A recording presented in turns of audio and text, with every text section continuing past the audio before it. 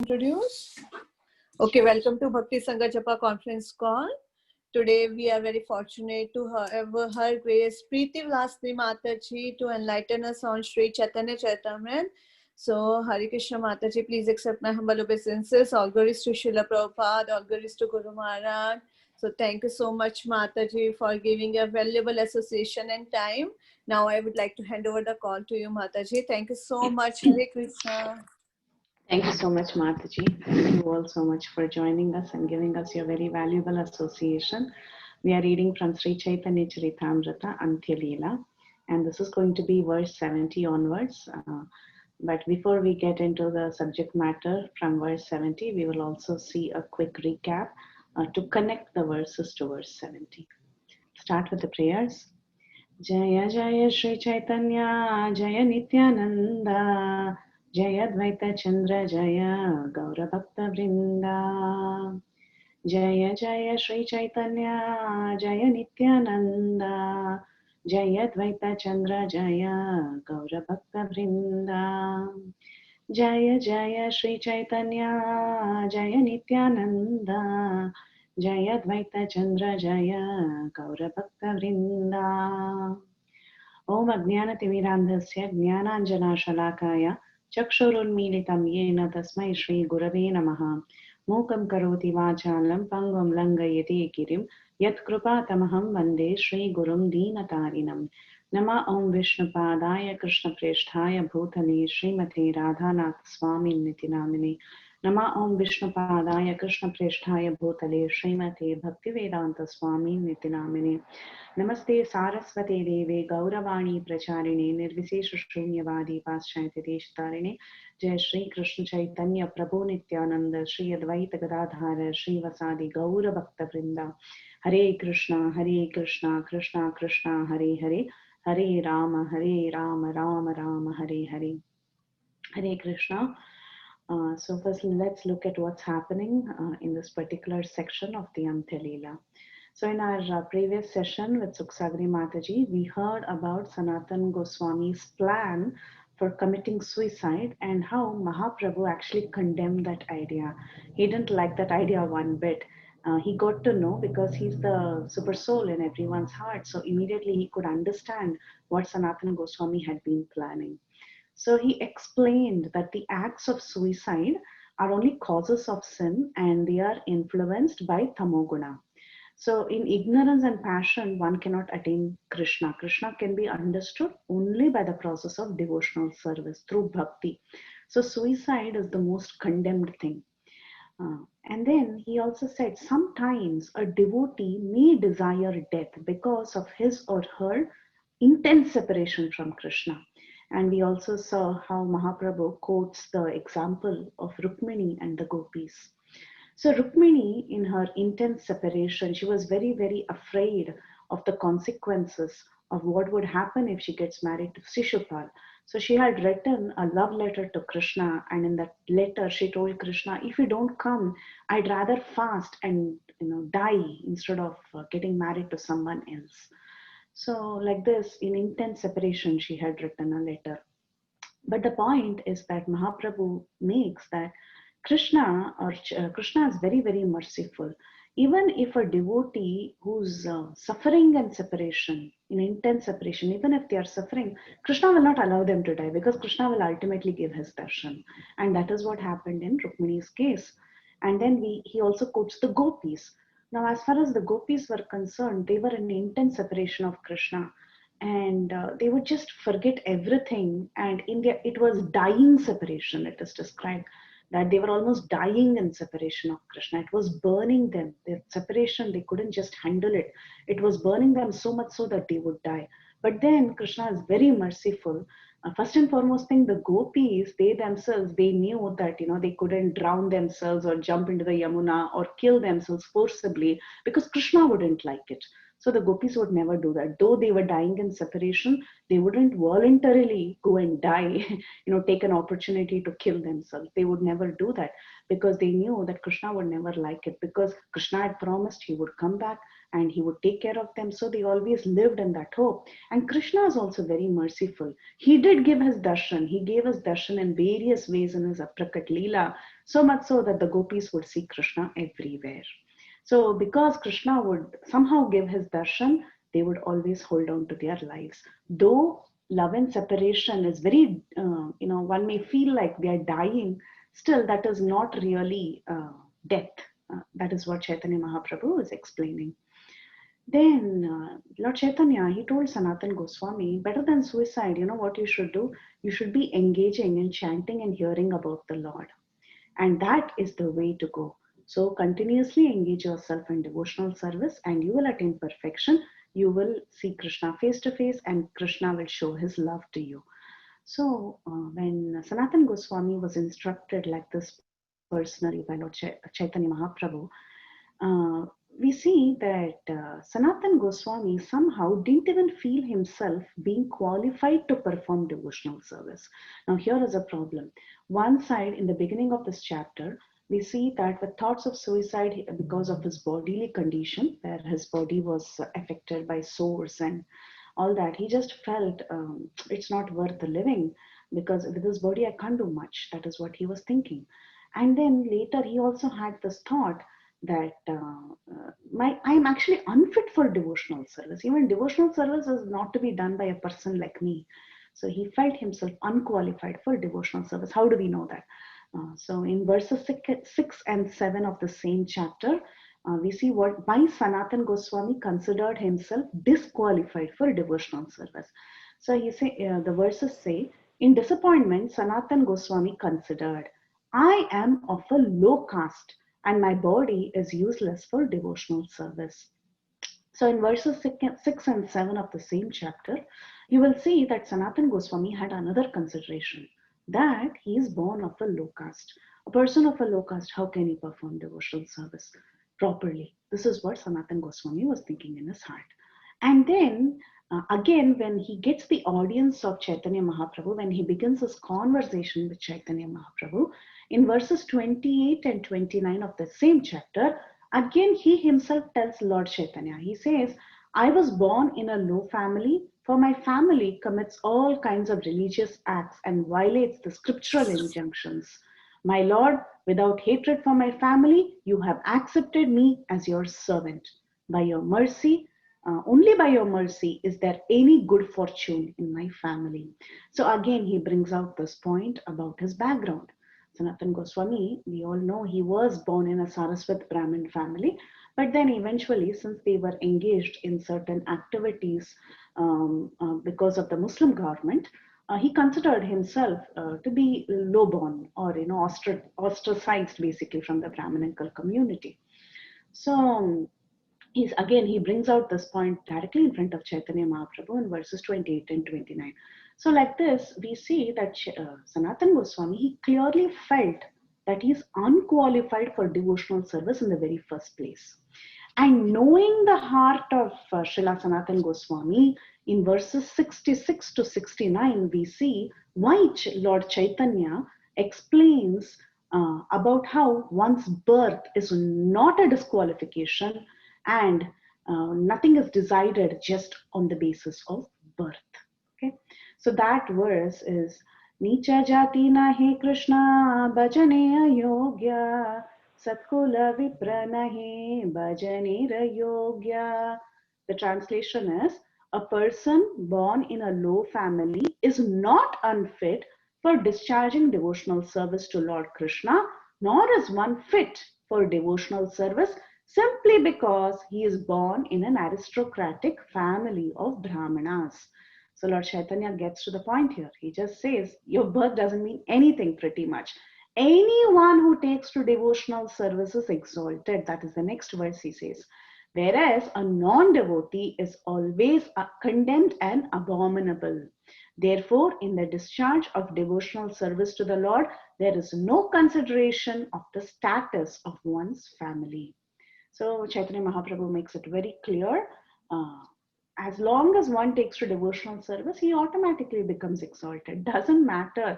Birth doesn't mean anything. Just because you're born in a low family doesn't mean you're disqualified, or just because you're a great Brahmana, it doesn't mean that you become automatically qualified. But if you do not take to devotional service, then there is a major problem. So that is to be condemned. This is what Mahaprabhu is making it clear to Sanatan Goswami. Now, we see that in the next verse, he does talk about a verse quoting from Bhagavatam, which Prahlad Maharaj had spoken. Okay, so now we have to understand that verse. So we'll see a little more background on this problem of birth. In the 7th canto of the Bhagavatam, Lord Narsingadev, when he appeared, Prahlad Maharaj was really choked up when Narsingadev appeared. And he was feeling so grateful to the Lord because the Lord appeared from the pillar just for his sake. So after he appeared and all the demigods told Prahlad to go and pacify the Lord, offer prayers and cool the Lord, at that time, Prahlad, first and foremost thing is that he felt completely unqualified to even offer prayers. Okay, so while offering prayers to Narsingadev, the first few verses as a first step, Prahlad first began to prepare himself to offer prayers. Okay, he was a young boy. He was born in the family of demons, and he prepared himself. First, he spoke about his disqualification. Okay, at that time, he said about his birth. He said, "I'm a demon, and I appreciate that the Lord doesn't just see the external qualifications, and the Lord is not interested about a person's birth, about a person's beauty, wealth, and so on. All these external things are nothing in front of the Lord's eyes because the Lord appreciates only devotion." And in Bhagavatam, in Canto 7, chapter 9, verse number 9, Prahlad says, "One may possess wealth, an aristocratic family, beauty, austerity, education, sensory expertise, luster, influence, physical strength, diligence, intelligence, and mystic yogic power. But I think that even by all these qualifications, one cannot satisfy the Supreme Personality of Godhead. However, one can satisfy the Lord simply by devotional service. Gajendra did this, and thus the Lord was satisfied with him." Prahlad Maharaj quotes the example of Gajendra. Who is Gajendra? Gajendra is just an elephant. He didn't even have a human body. That is what Prahlad is telling. Gajendra was an animal with zero qualifications based on his birth, but he took up to pure devotional service and he could impress the Lord. He himself, Prahlad, was a demon. Still, he's given an opportunity to glorify the Lord and offer prayers to the Lord, and the Lord has come for his sake. He has taken this incarnation of Narsingadev and he has come for his sake. Then you look at so many examples, like for example, you see Jatayu. Jatayu, who was he? He was a scavenger bird, a vulture. What is a scavenger? Scavenger is a bird that eats on dead matter. It doesn't even kill the prey. It will go and eat dead matter, which is the most abominable thing to do. So a scavenger bird, vulture, Jatayu, was actually favored by the Lord. And then we also see the examples of Guha and Shabari, who are not, even they were just like somewhat like tribes. So even they were favored by the Lord. And the Vanaras were very unsophisticated. They were not sophisticated, personalities. They were very unsophisticated. So like this, Vibhishan was also a demon, very much like Prahlad Maharaj. Bali Maharaj, who would later be favored by the Lord, he was also a demon. And look at Sudama, who's the friend of Krishna. He was extremely poor. He didn't have anything to impress the Lord at all. But what did the Lord see? The Lord saw only the heart of Sudama. He just saw the love in Sudama's heart. And with Krishna, you see, when he was in Vrindavan, everyone around him, all these cowherd boys and girls, they were all simple Vaishya people. They were not high-class Brahmanas or something. The Pulinda women, they were also forest dwellers. And then you see the trees and the plants and the animals, the deer, the cows, the bamboo trees. Everybody, all of them, all the living entities in Vrindavan, they all had this love for Krishna, and Krishna only appreciated that love which was expressed by all of them. So like this, it was made very clear from these verses as quoted by Sri Chaitanya Mahaprabhu that actually birth doesn't mean anything. And in yesterday's class, we also saw Chaitanya Charitamrita Antya-lila verse 469. Actually, that is where Mataji stopped. And that verse actually was quoted from the Srimad Bhagavatam. That verse was 7, 9, 10 of Srimad Bhagavatam. Again, it is a verse that is quoted by Prahlad Maharaj. So the very next verse, after he spoke about Gajendra and his disqualification, still the Lord appreciates them. The very next verse, Bhagavatam 7, 9, 10, Prahlad says, even if a person is Shwapacha, Shwapacha means a Chandala, dog eater. So even if a person is a Chandala, if he becomes a devotee, he can deliver not just himself, but his entire family. Whereas a Brahmana who is not a devotee, who simply has Brahminical qualifications externally, cannot even purify himself. What to speak of his family if he doesn't have devotion? So ultimately, devotion supersedes everything. And this was a very, very beautiful verse, finally, as a culmination quoted by Sri Mahaprabhu to Sanatana Goswami, Srimad Bhagavatam 7, 9, 10, as quoted in Chaitanya Charitamrita, Antilila 469. So this is also a verse quoted by Prahlad Maharaj, that even if you're a dog eater, even if you're the worst of the worst, if you have devotion, you can deliver everybody. But if you don't have any devotion, being a great aristocratic Brahmana is absolutely of no use, because you're not going to even deliver yourself. And Prabhupada, in the purports of the next few verses, he quotes from various places in the Bhagavatam. These verses have been spoken by exalted personalities, very exalted personalities. Let's see some of the verses, because Prabhupada has taken so much effort to quote all these verses. So we will definitely go through these verses to just see how Bhagavatam is so beautiful, how nicely all the great personalities in Bhagavatam, they have again and again spoken on this point, that birth is definitely not a qualification. We have in Srimad Bhagavatam 333, 7, where Devahuti tells Kapila, "Oh my Lord, even a person born in a low family of dog eaters is glorious if he always chants the holy name of the Lord. Such a person has already performed all types of austerities, penances, Vedic sacrifices, and he has bathed in all the sacred rivers. And he has also studied the Vedic literature. Thus, he has become an exalted personality." So this is Srimad Bhagavatam 333, 7. Devahuti is telling Kapila. She says it doesn't matter, even if a person is born in a family of dog eaters, if he is sincerely taken up to chanting the holy names, he becomes the most exalted automatically. And Kunti Devi, her prayers are so famous. This is Bhagavatam 1.8, verse 26. Janma Ishwarya Shruta Shribhir, very famous verse. She says, Janma Ishwarya Shruta Shribhir, Yedamana Madapuman, Naivarhati abhidhatum vai tvama kinchana gocharam. A person who's proud of his birth, opulence, knowledge, and beauty cannot achieve your lotus feet. You are available only to the meek and humble, and not to the proud. So meek and humble, this is extremely important. So when we say love in the heart, devotion, first and foremost qualification to develop that is to be meek and humble, to have some sort of humility. If we are not humble, our devotional service is only external. It is extreme. It's very, very superficial. So therefore, she talks about the mood in which one should be so that one can really perform true devotional service. And of course, there are so many famous verses in Bhagavatam. One of the most commonly quoted verse by Srila Prabhupada is Srimad Bhagavatam 2.4.18, very famous verse. Kiratahunandra pulinda pulkasha abhira shumba yavana kashadaya ye anye cha papa yadapashrayashrayah shuddhanti tasmai prabha vishnave namaha.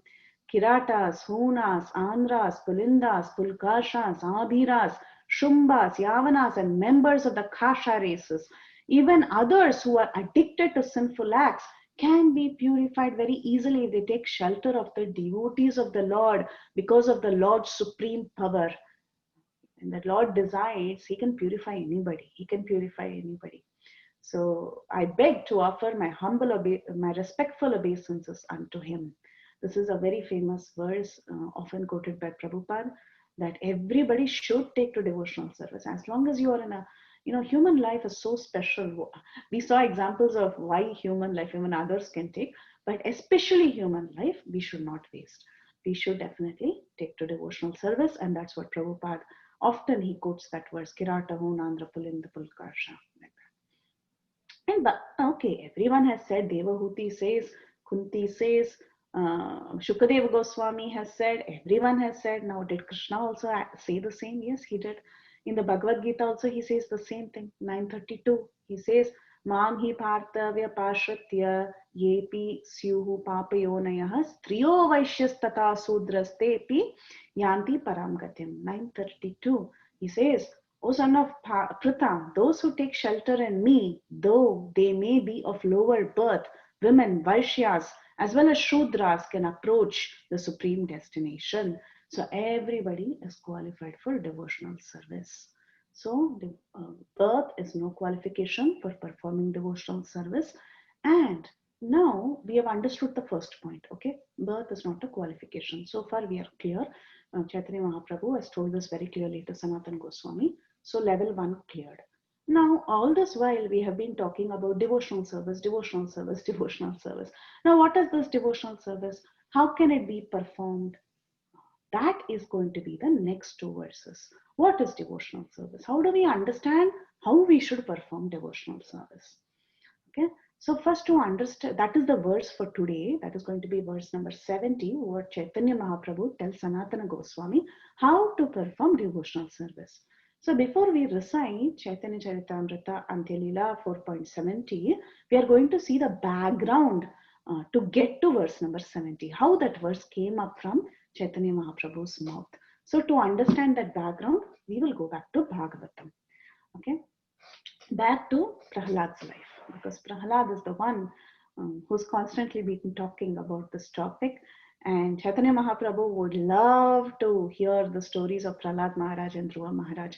Those two were his favorite. All the time when he would hear from Bhagavatam, he would love to hear these two stories. So it's very natural that Lord Chaitanya Mahaprabhu would want to speak in the words of Prahlad Maharaj. So let's get at the background. Now, when Prahlad was going to school, when he was a young boy, he was trained under his teachers Shanda and Amarka. And these were the sons of Shukracharya. What did Shanda and Amarka teach Prahlad?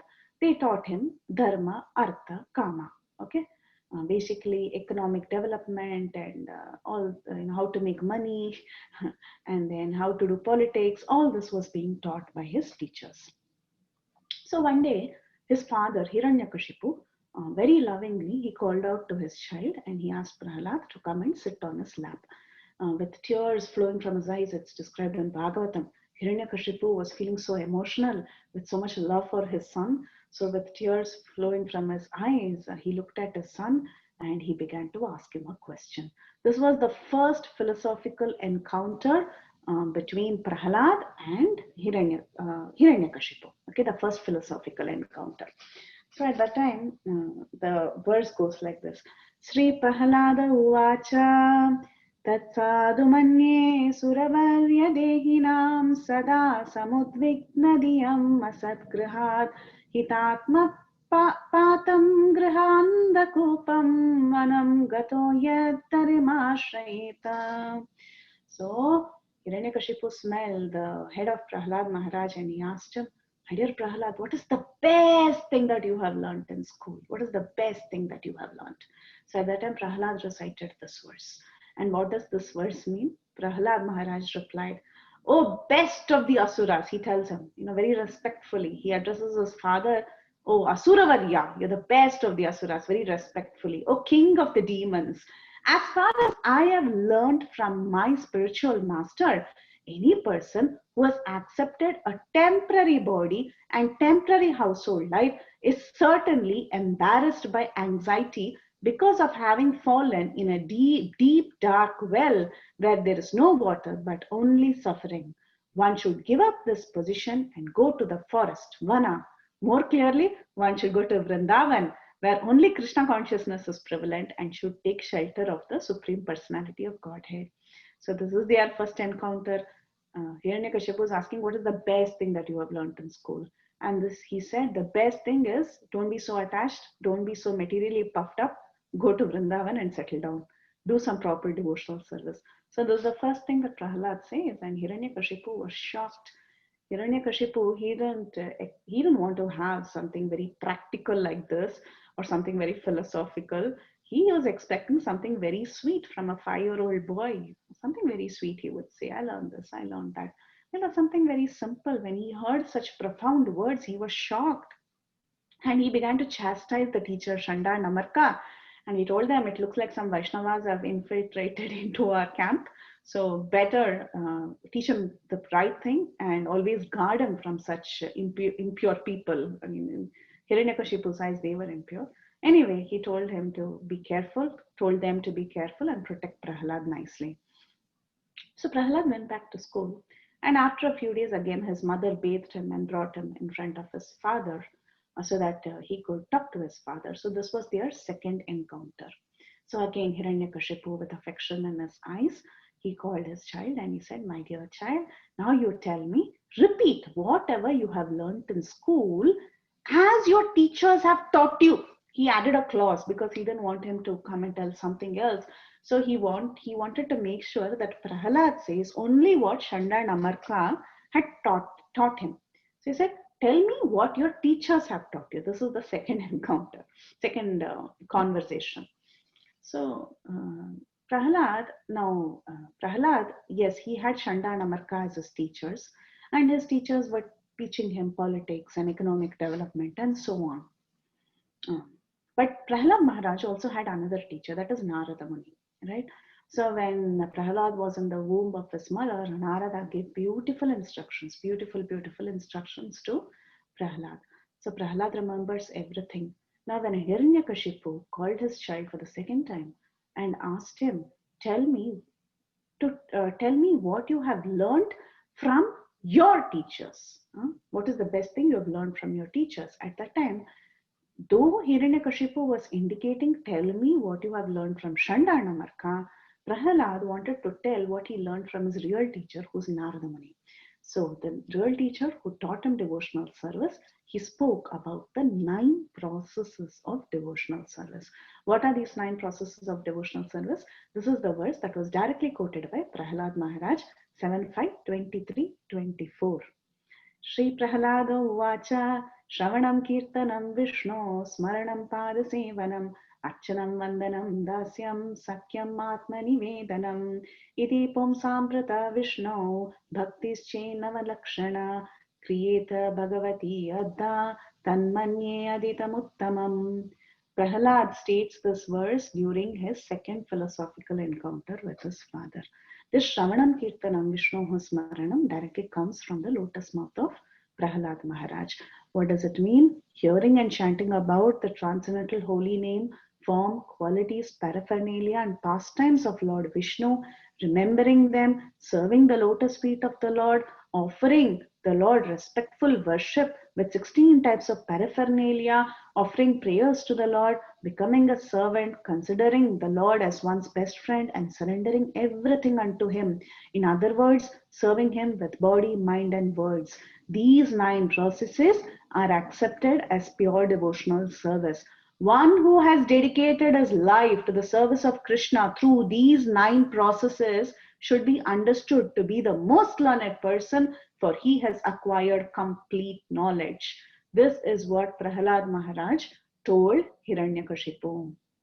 Now we will start with what Chaitanya Mahaprabhu told in Antya Leela, verse number 4.70. So Lord Chaitanya, who loved reading the story of Prahlad, now he establishes this in front of Sanatana Goswami. So see Antya 70. Bhajanira Madhye Shrestha Navavidha Bhakti Krishna Prema Krishna Dite Dhare Mahashakti. Among the ways of executing devotional service, the 9 prescribed methods are the best. For these processes have great potency to develop ecstatic love for Krishna. So in the beginning, one has to discharge these devotional services practices according to regulative principles. Okay, one has to start off with regulative principles, and gradually devotional service becomes very natural, becomes the life and soul of a person, and then he comes to the position of developing ecstatic love. So it's a gradual process, but we start off performing devotional activities with regulations. And ultimately, for such a person, as he practices and he perfects and he attains perfection, Krishna becomes the goal of his life. So we all know the different examples for the personalities who perfected Shravanam Kirtanam. This is well known to everyone. Shravanam was perfected by Parikshit Maharaj, Kirtanam by Shukadeva Goswami, Smaranam by Prahalad Maharaj himself, who's actually quoting this verse. And then Padasevanam by Lakshmi Devi, Archanam by Prutu. Then we have Vandanam by Akrura, Dasyam by Hanuman. Everyone knows Hanuman's Dasyam. Sakyam by Arjuna, which is pretty obvious. And Atmanivedanam by Bali Maharaj, who surrendered everything, and also Ambarish Maharaj. Especially while quoting Ambarish Maharaj, sometimes he's quoted for Atmanivedanam, sometimes he's quoted for all 9 processes of devotional service, because Ambarish Maharaj, he was exemplary, he was wonderful. He perfected all the 9 processes of devotional service so beautifully. The story of Ambarish Maharaj, Prabhupada writes beautiful purports for his life. So all these great personalities, they have shown by example. And therefore, Mahaprabhu, at this point, he tells Sanatan Goswami that these 9 processes of devotional service, all that we have to do is hear, chant, and so on, and the rest will fall in place. And then we talk about 9 processes of devotional service all the time. It appears that there are 9 processes. Yes, if you even pick one and perfect one, you can achieve love of God. But then, especially Chaitanya Mahaprabhu, he makes the next point in Chaitanya Charitamrita, Antya-lila, chapter 4, verse 71. Tara Madhya Sarvasrishta Nama Sankirtana Niraparadhi Namalaye Prapya Premadhana. He says, of the 9 processes of devotional service, the most important is to always chant the holy name of the Lord. If one does so, avoiding the 10 kinds of offenses, one very easily obtains the most valuable love of Godhead, especially chanting. So focus is on chanting. Now, how do we understand what is being told in this verse? Prabhupada gives a detailed purport, and we will actually churn out that purport completely and see what all references Prabhupada has given us for us to understand basically what our acharyas think about chanting of the holy name and why it is so important among the 9 processes of devotional service. And we will also see how it has been established to be the very foundation of all the 9 processes. So any of the 9 processes that we may be engaged in, especially any of them, chanting becomes a foundation. So how are the acharyas explaining that? Since Mahaprabhu has quoted this verse now, we are going to see what the purport says and then further references to substantiate this point. Prabhupada says, first and foremost thing, he quotes Jiva Goswami. He says, Jiva Goswami gives the following directions in the Bhakti Sandarbha. What does Bhakti Sandarbha say? He quotes verse number 270 of the Bhakti Sandarbha. It says, chanting the holy name is the chief means of attaining love of God. This chanting or devotional service does not depend on any paraphernalia. Point 1. Do you need any paraphernalia? No. Of course, we need our chanting beads to keep count and to maintain some focus. We definitely need our chanting beads. But other than that, in any place, time, circumstance, doesn't matter. Anywhere you can chant the holy names. You just have to chant. Okay. So it does not depend on any paraphernalia. Point 1. Point 2, nor does it depend on anyone's having taken birth in a good family. See, chanting the holy names can be done by anyone irrespective of the background that they're coming from. Because these are namas. See, to chant certain mantras or certain Vedic hymns, you need a proper samskara. But to chant the holy names, really it doesn't depend on any sort of background. Third, what is actually needed? Humility and meekness. That everyone, we saw even in the beginning also this point, that the only requirement is a nice simple heart, love in the heart, and the mood should be humility and meekness. Because when you have humility and meekness, it automatically attracts Krishna. Jiva Goswami says that is the verdict of all the Vedas. Therefore, if one becomes very humble and meek, he can easily attain the lotus feet of Krishna in this age of Kali. That is the fulfillment of all great sacrifices, penances, austerities, etc. Because when one achieves ecstatic love of God, he attains the complete perfection of life.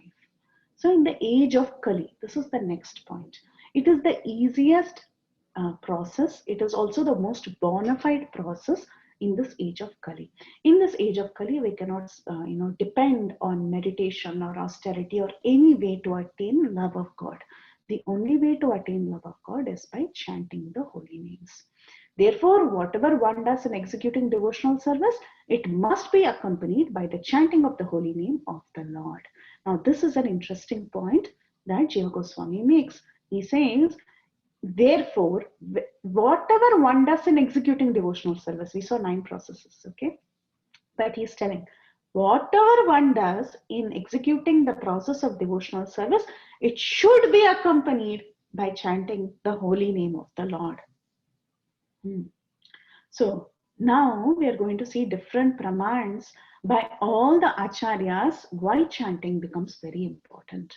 So again, the same Chaitanya Mahaprabhu, now he's speaking to Sanatan Goswami. But earlier in Madhya Lila, when he was speaking to Sarvabhauma Bhattacharya, the same question had come. There are 9 processes of devotional service, but which is the most important? So let's look at Madhya Lila, chapter 50, verse 107. This is to Sarvabhauma Bhattacharya. Eka Krishna name kare sarva papakshaya navavidha bhakti purna nama hoite haya. Mahaprabhu says, simply by chanting the holy name of Krishna once, a person is relieved from all the reactions of sinful life. One can complete all the 9 processes of devotional service simply by chanting the holy name. Again, Prabhupada quotes Jiva Goswami from Bhakti Sandarbha, verse 173. Out of the 9 processes of devotional service, Kirtana is very important. Therefore, Jiva Goswami instructs that the other processes such as Archana, Vandana, Dasya, Sakya, etc.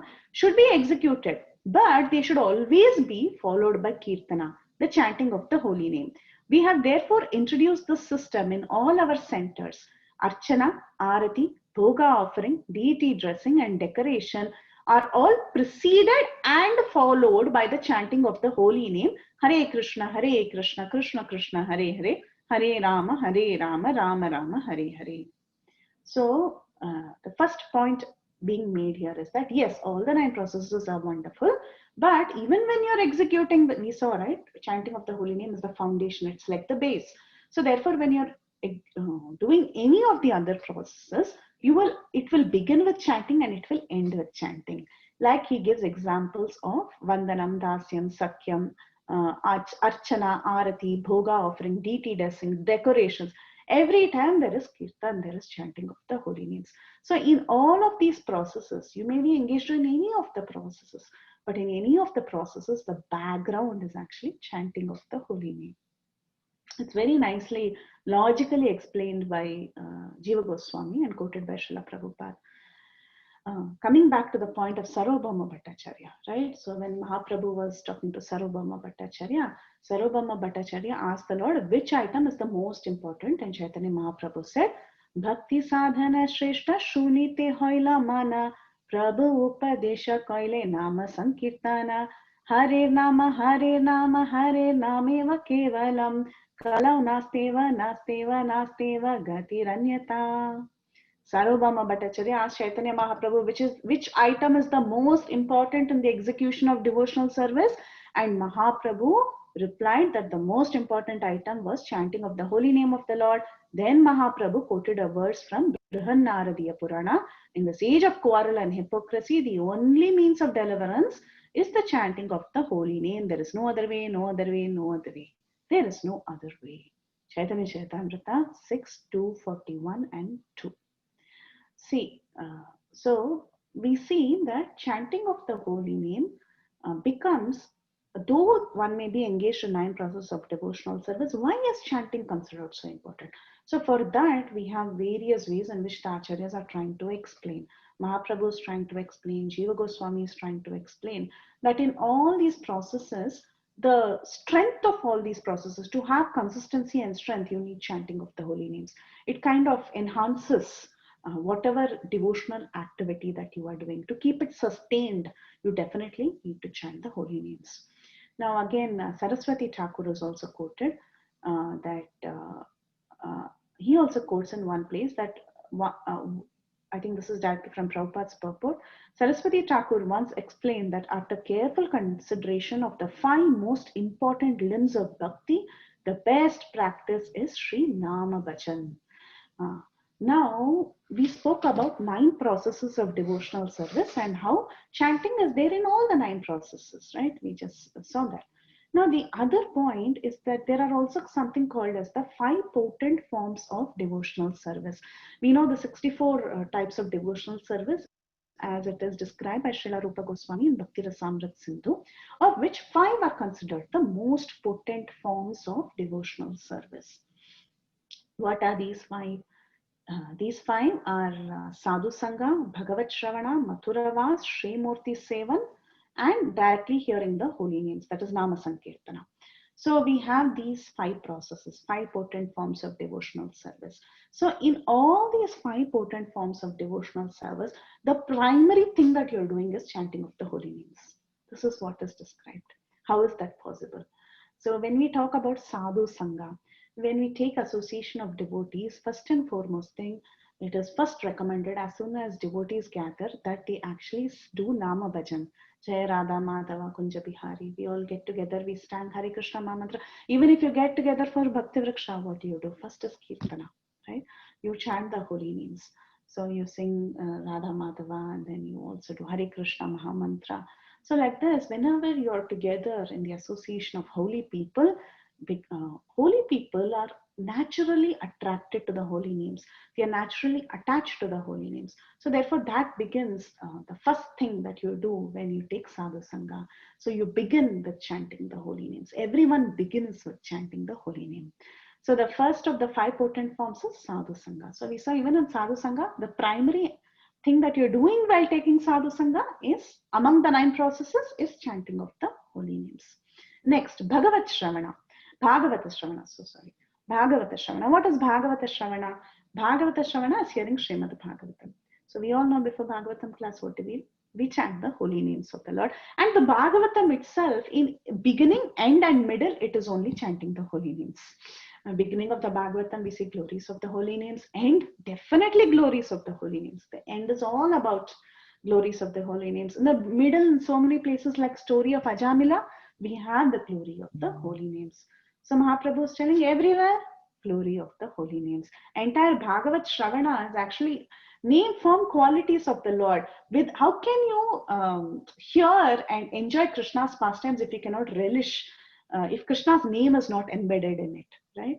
So when you hear the pastimes of Krishna also, because it is Krishna's pastimes you're hearing constantly Nama also. So there is constant hearing in Bhagavata Shravana, constant hearing of the glories of the Lord and his name, the different namas of the Lord. In every verse, even be it the Bhagavad Gita or the Bhagavatam, everywhere, so many names of the Lord is there. So many. The Lord is called by so many names. In every section of the Bhagavatam, in every chapter, you can get a list of names that is being used to glorify the Lord. So like that, Nama Shravana goes on when Bhagavat Shravana is going on. And then Mathuravas, when you're staying in a holy place, of course, Sri Nama Bhajan, because that is the root of the residence in Vrindavana. Why do you have to go and reside in Vrindavan? Why do you have to go to Mayapur? Because you can associate with saintly people, you can take the vibrations of that place, because the Lord has performed his pastime there, and everywhere there is Krishna Nam. You go to Vrindavan, Radhe Radhe. Even the person whose daughter rickshawala will say Radhe Radhe, he'll not honk.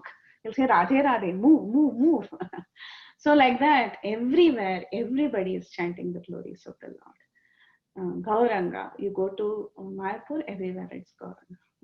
Like that. So everyone is constantly engaged in Nama Sankirtan, even when you're in a holy place. And of course, these people, these saintly people, I have not seen a single person in Vrindavan without a chanting bag. Even the oldest of the old and the youngest of the young has a chanting bag. And even the monkeys actually like the chanting bag. They come for the chanting bag. So everybody loves chanting. Vrindavan is all about Nama Bhajan. Then Sri Murti Seva. We all know deity worship is always accompanied by chanting of the holy name, the mantras that we say, everything. You know, even when you're doing your Achaman also, you begin with Keshavaya Nama, Narayana Nama, Madhavaya Nama. Then you go to the altar, again there is chanting of the holy names.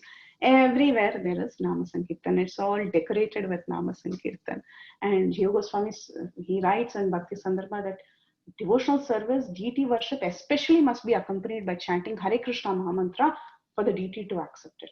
So when we are doing the puja also, in the background, what are the people doing in the hall? They are all chanting the holy names. They are doing bhajana.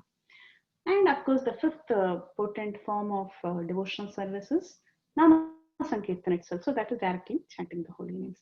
Like this, we have that the 5 potent forms of devotional service also, they focus on holy names. The 9 processes of devotional service also, Mahaprabhu has told 2 times, one to Sanatan Goswami, one to Sarvabhauma Bhattacharya. That chanting of the holy names is the most important. Why? Jiva Goswami has told us why. Why? Because it is like it enhances the other processes. It doesn't need any paraphernalia. And also, what was the other point? Age of Kali. Age of Kali, that is the most potent process that is recommended. So in this age of Kali, don't try to do too many things. Focus on, don't try to do too many things means what? Don't try to do something that is very, you don't have to do meditation or something like that to attain love of God. You chant the holy names and you can attain love of God. So that, and of course, next, Srila Prabhupada goes on to quote from other acharyas also. We saw Jiva Goswami, we saw, especially we saw Jiva Goswami and Chaitanya Mahaprabhu. Now he also quotes the other Goswamis like Rupa Goswami, Sanatan Goswami, and so on. He says Rupa Goswami in his Namashtaka, he says, Nikila Shruti Mauli Ratnamala Dyuti Nirajita Pada Pankajanta Ahimukta Kulair Upasayamanam Paritastvam Harinama Samshayami, sorry, I don't know this one. Anyway, Samshayami, O Harinama, the tips of the toes of your lotus feet are constantly being worshipped by the glowing radiance emanating from the string of gems known as the Upanishads, the crown jewels of all the Vedas.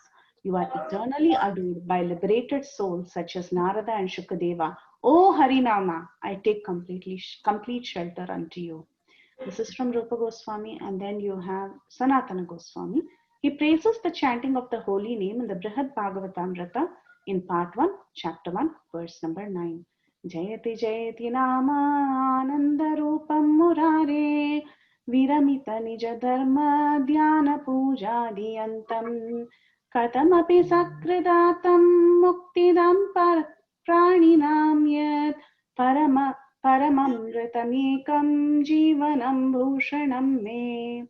All glories to the blissful holy name of Sri Krishna, which causes the devotees to give up all conventional religious duties, meditation, and worship. When somehow or the other uttered even once by a living entity, the holy name awards him liberation. The holy name of Krishna is the highest nectar. It is my very life and my only treasure. Shukadev Goswami, again 2:111, he says, Bhagavatam, Etam nirvidyamanam icchatam akuto bhayam yoginam nripanirnitam harer namanukirtanam.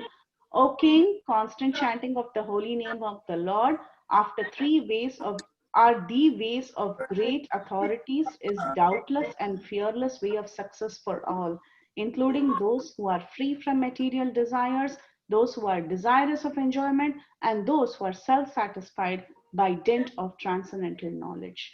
So we saw all the different Goswamis who have quoted on the glories of chanting of the holy name.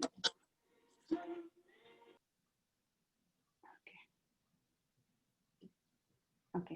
And then finally, we also see other great authorities like the Mahajans, like Yamaraj. They also quote about on this. We have Maharaja's Yamadharma Raja's words in Srimad Bhagavatam from the story of Ajamal, because Ajamal's story itself was focused on the glories of the holy name, and that is actually extremely important portion of the Bhagavatam. And there you have Yamaraj. He says, devotional service beginning with chanting of the holy name of the Lord is the ultimate religious principle for the living entity in human society. So if someone asks what is the topmost principle, ultimate religious principle, Yamaraj, who is an authority, who's one of the Mahajans, he says it is chanting of the holy name. And of course, Shikshashtakam talks about the mood of the chanting of holy name, Trinadapi Sunichena, Tarorapi Sahishnuna, Amani Namanadina, Kirtaniya Sadahari. One should chant the holy name of the Lord in a humble state of mind, thinking oneself lower than the straw on street. One should be more tolerant than the tree, devoid of all sense of false prestige, ready to offer respect to all and expect none in return. In this mood, one should constantly chant the holy name. And Prabhupada, he continues to give a few more references, which I think is extremely important because it's a part of the purport. So I am going to quote those verses. So regarding the offenses in the chanting of the holy name, he asks us to refer Adi Leela chapter 8 verse number 24. You are all aware of the different offenses to the holy name because everyone chants that first thing in the morning. Even on our call, we first chant that before the Bhagavatam class. So you're all aware of it. I'm not going to go into details into it. And we have been concentrating on the story of Haridas Thakur, where we have seen about the Aparad and the Namabhas and so on in great detail by all our speakers. So I will not touch on that. Anyway, so this is what our acharyas have been quoted, and this is what Prabhupada has quoted in many places throughout these purports that we are seeing in Antya Leela. So now, after hearing all this, so let's get back to the context of this conversation. So this conversation was going on between Sanatana Goswami and Chaitanya Mahaprabhu, and Chaitanya Mahaprabhu told him all this. He told him, first thing, don't worry about birth. Birth is neither a qualification nor a disqualification. What do you need to do? You need to do devotional service. But you have a doubt whether you're capable of doing devotional service or whether you're qualified for devotional service. But I say you're completely capable because there is no other consideration to be taken. You should take up to devotional service. Third, what is devotional service? So for that, he quotes Prahalad Maharaj. What is Navavida Bhakti? Now, in this Navavida Bhakti, what is the most important? Chanting of the holy name. How do we substantiate it? He substantiated it by quoting so many of them. And the list is endless. Okay. So now once he has substantiated everything, after hearing all this, Sanatan Goswami was completely astonished. He had come with something, he had come with a different state of mind. Mahaprabhu got to know his mind and Mahaprabhu spoke to him all of this. And Sanatan Goswami was completely taken aback. He was astonished in a nice way. He was astonished. And he could understand that my decision to commit suicide has not been appreciated by Mahaprabhu. So after hearing all this, he could understand it was a bad decision to have thought of committing suicide. So he could understand Mahaprabhu is not favorable of this. And Srila Sanatan Goswami, he concludes, Sarvagnya Mahaprabhu Nishidhila More Prabhurarch Prabhura Charanadari Kahina Tanhare. Sanatana Goswami concluded, Lord Sri Chaitanya Mahaprabhu, who knows everything, past, present, and future, has forbidden me to commit suicide.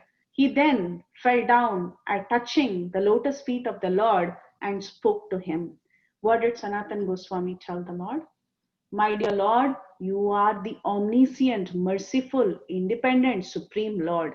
Exactly like an instrument of wood, I dance as you make me do.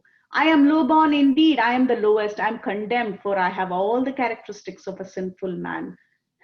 So he says, I just bow down to you and I will act as an instrument in your hands. And I'm a puppet. You just do what you want, whatever you want. Just like how Prabhupada prayed, right? He prayed, oh Lord, I'm a puppet in your hands and make me dance the way you like. So like that, in a very humble state of mind, Sanatana Goswami, he falls down and he clasps the lotus feet of Sriman Mahaprabhu, and he tells him that I am ready to execute whatever you want me to do. And then Sanatan asked one question. If you keep me alive, then what is going to be the profit? Please tell me this. Prabhu kahe tomara deha mora nija dhana, tumi mora kariyacha atma samarpana. Antilila 476. Lord Sri Chaitanya Mahaprabhu then said, your body is my property. You have already surrendered to me. Therefore, you no longer have any claim to your body. Why should you want to destroy another's property?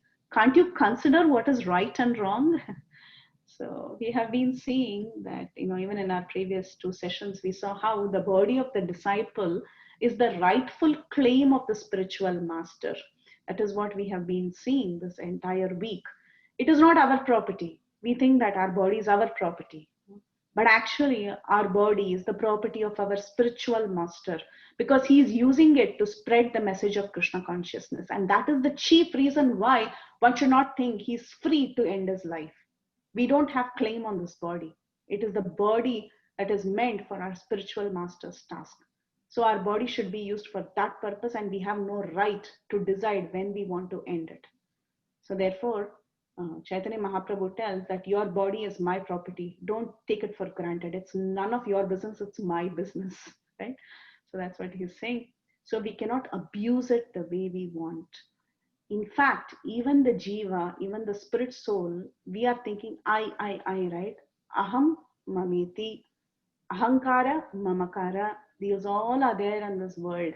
First thing, mine, the things of mine, my body, the paraphernalia that I have, everything is actually belonging to the spiritual master, because he's going to use it in the service of Krishna. The soul, this jiva, is also not our property. We ourselves do not belong to ourselves. The jiva is the property of the Lord. It is his rightful claim, the Lord's claim. We are parts and parcels of the Lord. Jivera Swarupa Krishnera Nityada. So we are the servant of the Lord. So the Lord's property is this jiva. We are actually doing the greatest chore, the greatest, the greatest theft of taking away what is belonging to the Lord, thinking that we are independent, thinking that we can enjoy, thinking that this is my body. So thinking that I am independent and thinking that the body belongs to me, both are not correct. And a devotee should understand that he or she, both the body and the soul, is actually not theirs. It is ultimately the Lord's and the spiritual master's property. So Sriman Mahaprabhu says, Tomara sharira mora pradhan sadhana ye sharire sadimu ami bahu prayojana. This is the last verse for today, 478. Your body is my principal instrument for executing many necessary functions. By your body, I shall carry out many tasks. What are these tasks? We will see in our next session. What is it that Mahaprabhu told Sanatana Goswami, that he wanted to use Sanatana Goswami to carry out, what are the tasks that he's going to give him. But we'll stop with this statement of Sri Mahaprabhu, who says, your body is my principal instrument for executing many necessary functions. By your body, I shall carry out many tasks. So we'll stop here and see if we have any questions or comments, corrections. Please go ahead. Hare Krishna.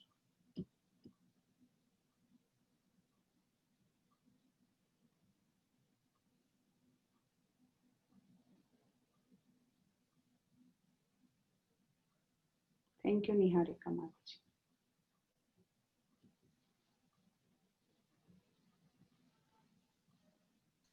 Mataji, is a problem unmuting anybody? They cannot unmute. Hare Krishna, Priti Vilasini, Gopi Koti Koti Danvat Pranam, Srila Prabhupada, Srila Gurudev Ki Jai. Explaining about Navadha Bhakti, and so nicely explained that each and every time, like Adhikata Prabhu said, each and every action, don't do aparat. This time I hear chanting and chanting and chanting. If you don't have other quality, we should not feel guilty, but chant attentively around And yes, Mataji, it is my own experience that when 3 or 4 round is not completing in the morning, it is going on up to 10:30, Mataji. Hari Hari Gauranga. Srila Prabhupada, Srila Gurudev ki jai. Koti Koti Dandvat Pranam to your sincere seva. Hare Krishna.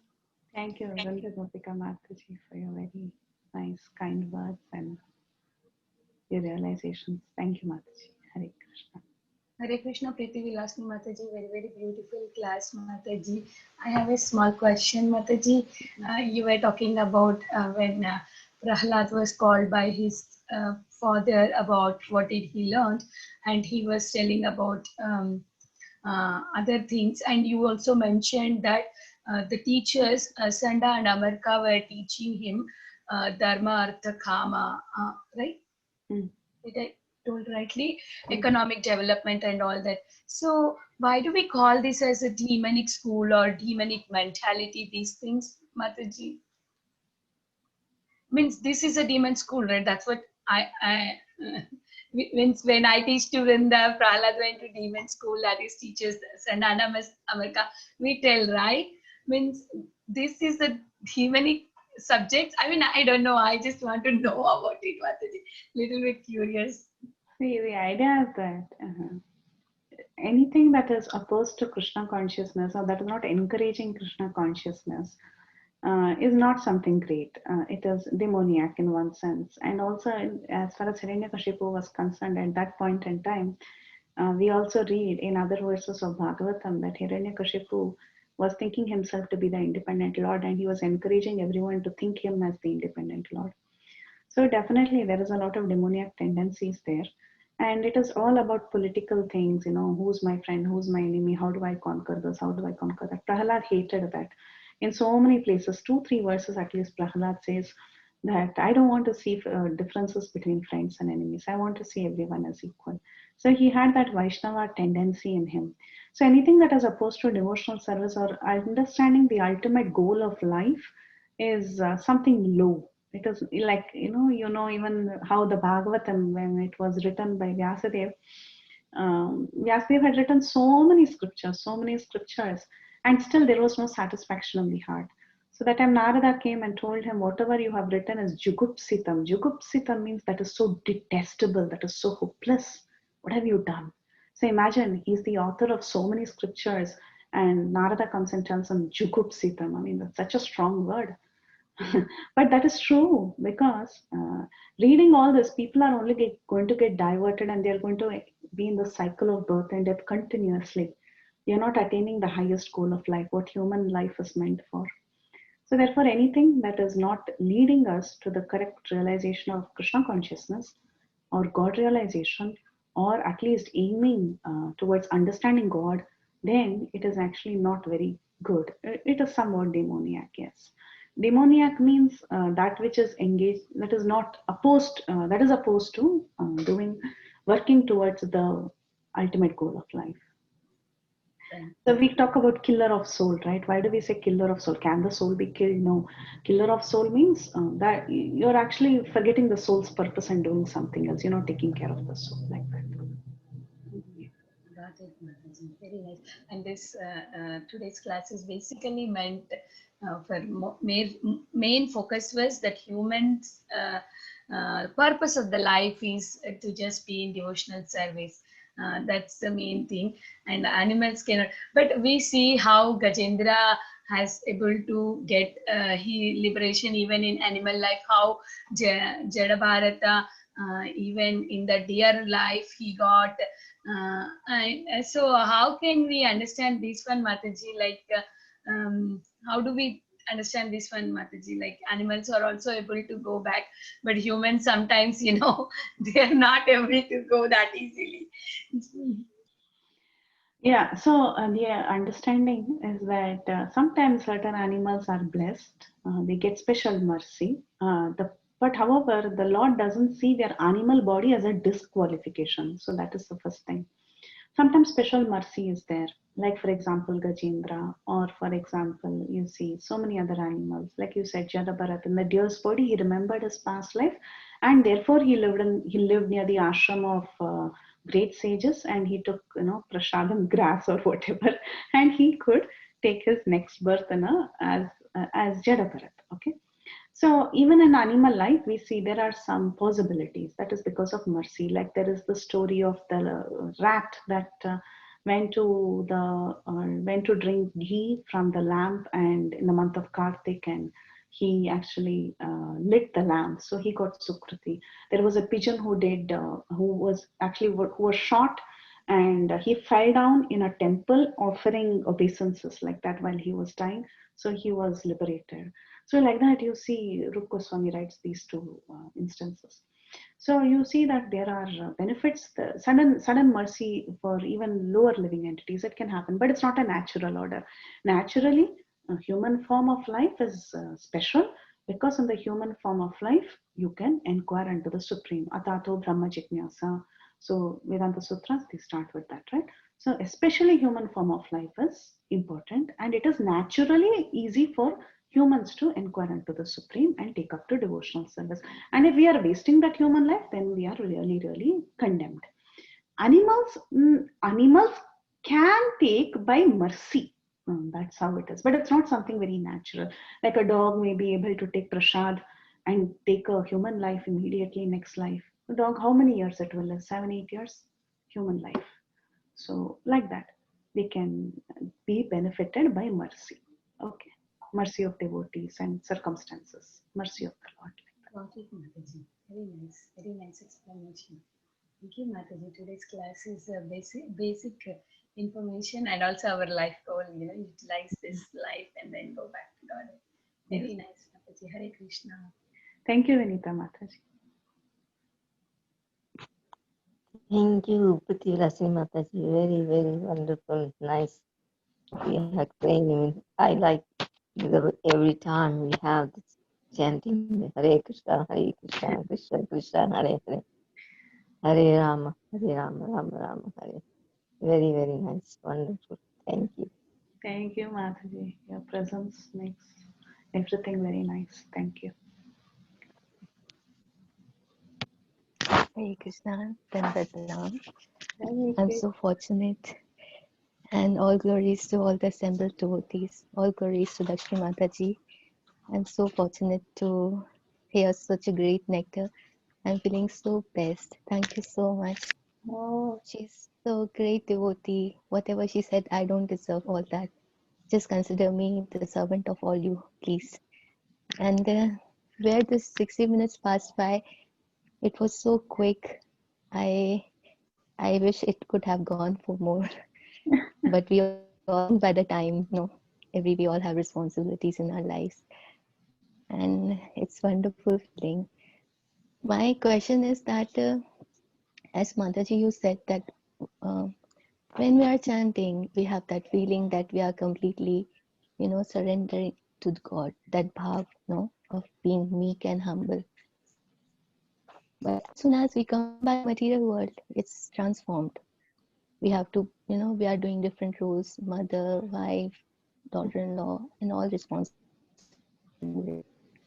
So, and of course, our material nature, that we have so many anathas we are carrying.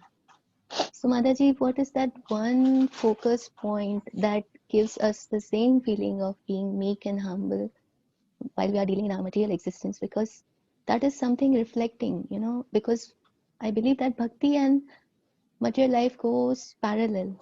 If we are imbalanced in there, that somehow it reflects in our bhakti also, because internally we are not so peaceful. So can you just guide me for that one point which I focus in my material life, that keep always humble and meek, that you remember Krishna, that that gives you always that pleasure of that feeling, that pleasure of his presence, whether you are dealing with whatever is coming your way. I hope you are getting my question. very beautiful, Kashish Mataji. We're so glad to have you on the call.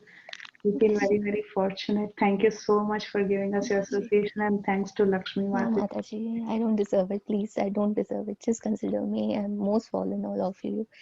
It's my good fortune that I've come to, I've come across such great devotees like you, Lakshmi Mataji. She's the one who has connected me. And I'm so, so thankful and so humble for all this. Please, thank you so much, Mataji. I'm just trying to get mercy of Lord. That's it. So, yeah, your question is how do we remain humble and meek? Okay, while chanting, it's okay, but then when we get back to our regular duties, it's very Yes. hard to be humble and meek. That's a very valid question, a valid problem that everyone has. All of us are undergoing the same issue day in and day out. Some things that can help, which I have seen personally, is hearing about certain personalities who have been in such situations. Like, for example, we were discussing Gajendra some time back. So when King Indradyumna was being cursed by Agastya, the reaction, the way he chose to respond,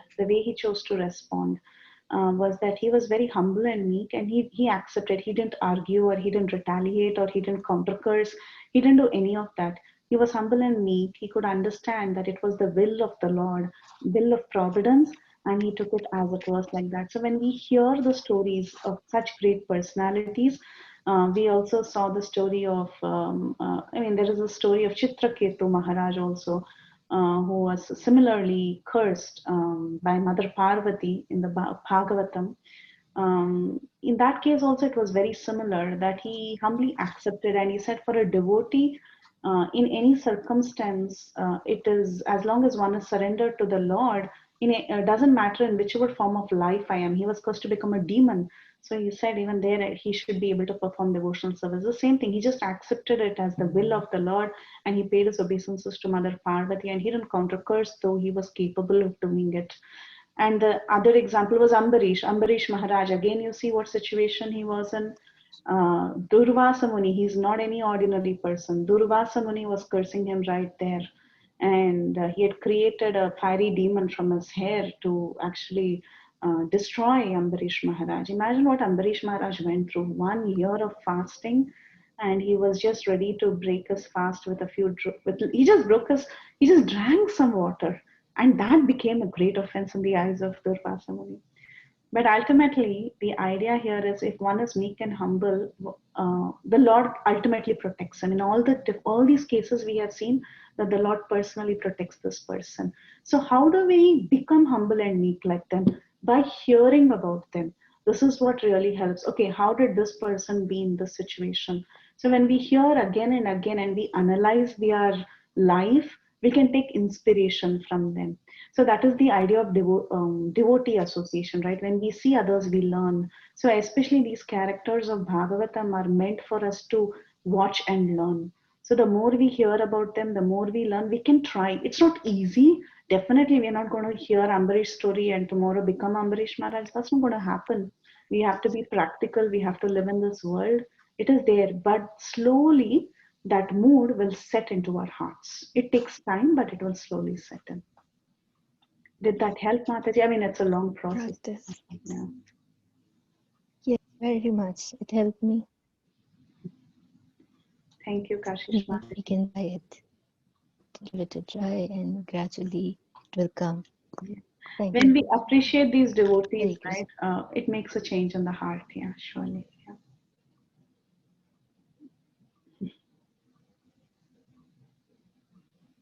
Hare Krishna, Preeti, Dandavat Pranams. Yeah, I was listening to your class, but in the middle, I had to step out for a bit. I just had, a few thoughts about Vinita Mataji's question. So can I share, Mataji? Yes, why not? Um, yeah, so her question was about Purushartha. Mm-hmm. And yes, all our Vedic scriptures, they are directed in that direction, how a human being can fulfill these 4 wants or needs, like even in management, we learn about Maslow's hierarchy where, you have to satisfy your lower needs, like the human needs of food, shelter, clothing, and then you can go to higher order thinking.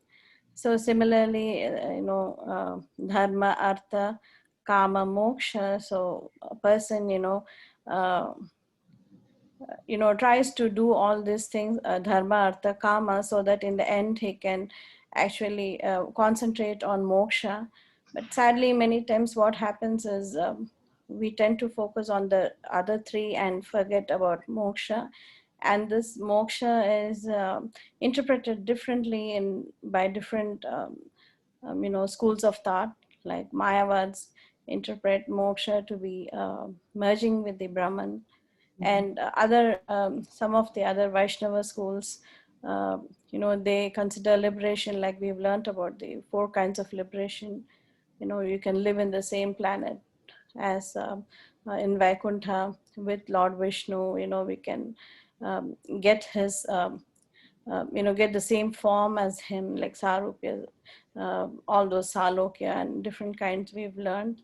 But then the Gaudiya Vaishnava sect actually propounds that, higher than all these, even the mokshas, the 5 different liberations is actually the love of Godhead, So the love of Godhead is considered the Panchama Purushartha, or the 5th Purushartha. And that's why in our Gaudiya line, we tend to discount the other 4 as, not so favorable or not so important, but the devotee actually is trying to serve the Lord without any aspirations of moksha, any kind of liberation, like, trying to be in the same planet as him or trying to serve him like that. But all they want is service to the Lord, that is basically love of the Lord. And even the exalted devotees don't even pray for where they have to be. All they praise, wherever I am, I have to serve the Lord. So, but yes, in some Vaishnava traditions, this moksha is interpreted in that way, like trying to attain the Vaikuntha planets. That is by actually offering devotion to Lord Vishnu, you can go to Vaikuntha planet. So that's why sometimes this doubt arises even in, maybe other Vaishnava people who come into Krishna consciousness. They are a little bewildered or confused as to what, because they've been hearing that, because the moksha which they are referring to, the other Vaishnava schools, are basically the other ones, like reaching Vaikuntha and having the form of the Lord and things like that. So, which is quite okay in the tradition, but in Gaudiya tradition, we tend to go a little further and talk about love of Godhead. But nonetheless, even attaining Vaikuntha is a very lofty goal. So I just thought I can add this point, Mataji, if it helps to understand it a little better. Thank you, Mata. Hare Krishna. Thank you, Sukhsagri Mataji. Thank you for the beautiful addition. Hare Krishna Mataji. Thank you, Sukhasagari. Yes, Mataji. Thank you so much, Mataji. It was such a wonderful class. Mataji, at the beginning you were telling about chanting. So we already have taken so many classes on chanting, the importance of chanting, the mood of chanting. So many Prabhujis are told. So yes, I can very well get the spirit of chanting, and thank you so much. But I don't want my question to sound a little bit different, but I'm trying to understand. Actually, my mood is to glorify the process of chanting. So my question is, even before Chaitanya Mahaprabhu was giving Nama Sankirtan, we had chanting. They should be chanting the holy names, like before in all yugas. So how do we say, like if we're going to say to some newcomers or somebody in a family, we are asking them to chant, they may ask a question, right? So what is the difference between the chanting that was taking place before Chaitanya Mahaprabhu was coming and the Sankirtan movement was starting so very well, and also Mahamantra? So what is the difference in between our Mahamantra and the chanting of holy names that were done before Mahaprabhu was coming? So is there any difference, or how do we give more value to our chanting of Mahamantra? So where does the difference come, Mataji? Your specific question is chanting the Mahamantra after Mahaprabhu's advent. What is the difference? While the others were also chanting, what were they chanting? Like, How was the chanting in the previous ages? Like They used to say the holy names, right? I'm just thinking. Everybody in every yuga, they were be saying the holy names while doing pujas and everything. And you mentioned while doing all the 9 process, we have to use Mahamantra, which is going to enhance it. So like that, I'm going to trying to find the difference. I just say the names of the God, that is enough. Or when I say the Mahamantra, it is something a jackpot or something a different powerful. Like, so what is the difference I'm trying to understand? I'm not questioning it, but I'm trying to give more glory to our mantra. Yeah. So I understand the point. So definitely Hare Krishna Mahamantra is certainly special because of the time and age, Kali Yuga, and it is being recommended in the Upanishads that you chant this particular mantra, Maha Mantra, as the holy names of the Lord. It carries a lot of potency, and that is being given by our parampara. And when Chaitanya Mahaprabhu came, he definitely propagated the holy names like this, and also the future acharyas.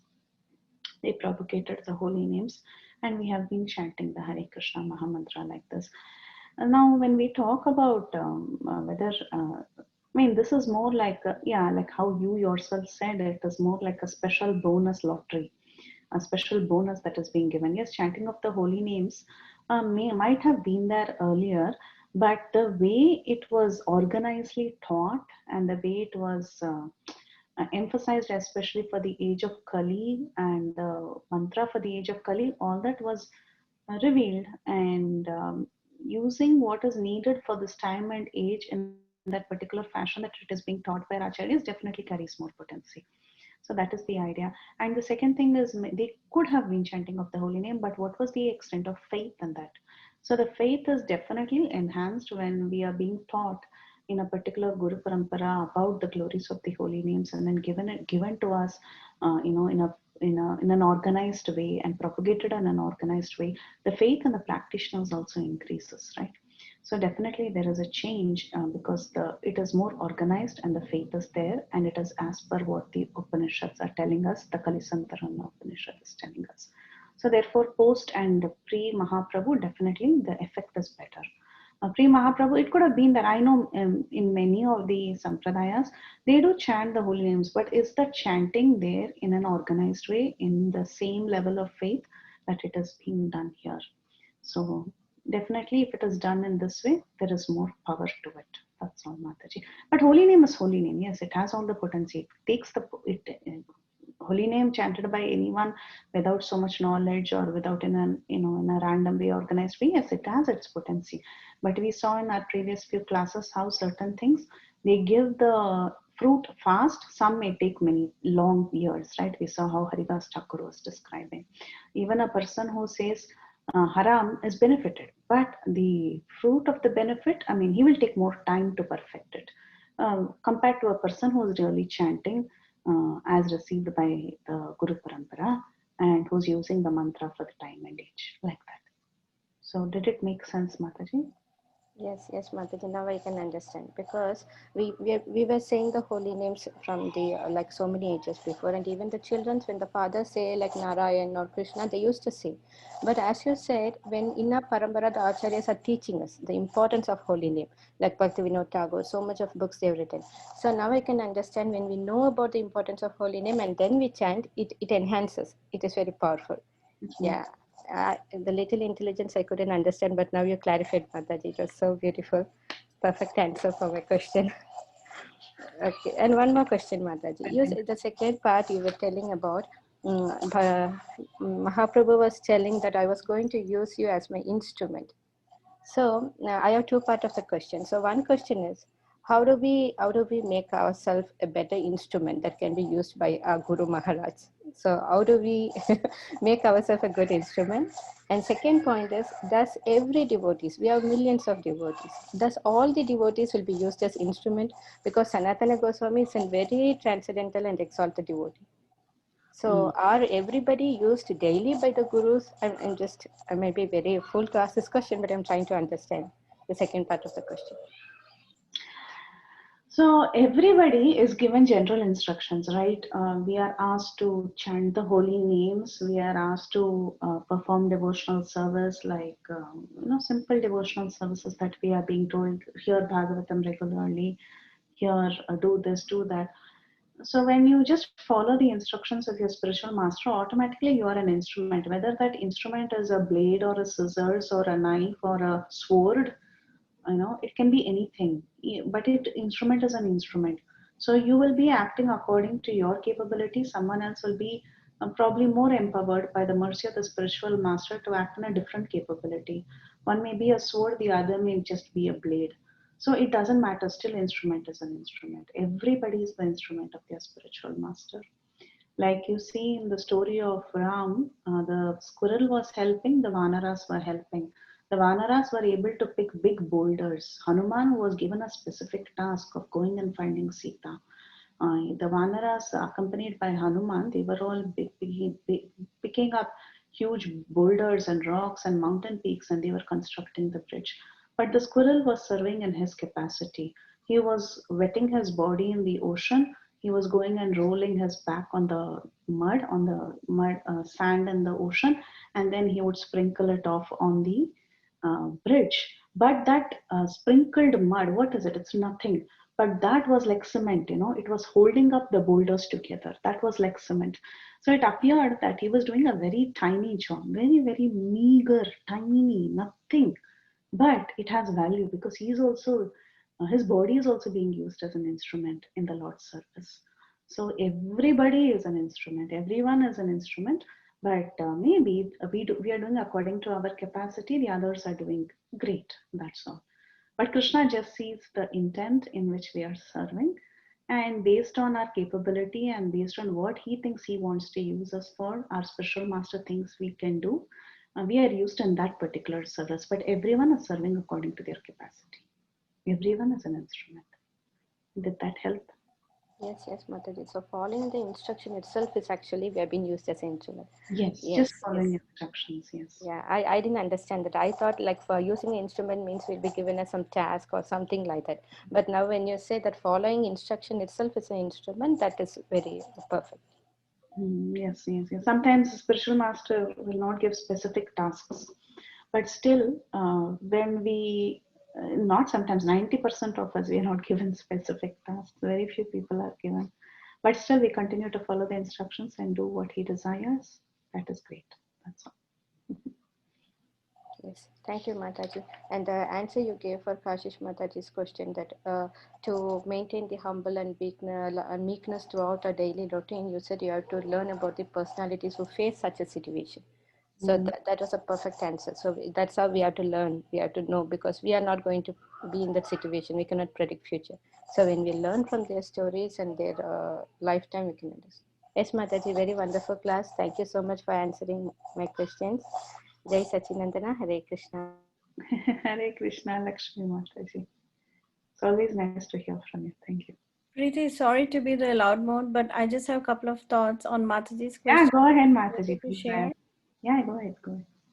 Yeah, so nice questions, Mataji, all like always. And I just these things came to my mind, so I thought let me just share Mataji with all the devotees. Maybe you can enlighten me in the process too. So one thing is that that is a so nice question, like why Hare Krishna mantra is more potent, or why it is. How can we make the case for the Hare Krishna Mahamantra versus other holy names of the Lord. The Hare Krishna Mahamantra is actually given by Sri Chaitanya Mahaprabhu very freely, in the sense that it doesn't come attached with any rules and regulations, no strings attached. And there's also this pastime, where Chaitanya Mahaprabhu says it's even okay to chant the mantra in the bathroom. So it's that forgiving. And in Kali Yuga, people are by nature, because of the yuga, we are kind of unclean, and we don't have purity, we don't have any of those good qualities, honesty, or people take to drinking, meat eating and all that. But still the Hare Krishna mantra is so forgiving that it can be chanted by anybody. Even basically we do try to observe some cleanliness before we chant, but actually the mantra is so forgiving. Like Lord Chaitanya Mahaprabhu is, that's why Namo Mahavadanyaya, he is like so magnanimous that he gave it so freely that we don't need to follow any any rules or regulations. And I don't know why my voice is breaking. And so that was one thing that came to my mind, Mataji. Versus the other names, perhaps we need to get it from our guru directly. Like, for example, the Ashtakshara mantra and all was given by a guru, and maybe there are some rules attached to it, but Hare Krishna mantra, absolutely zero rules.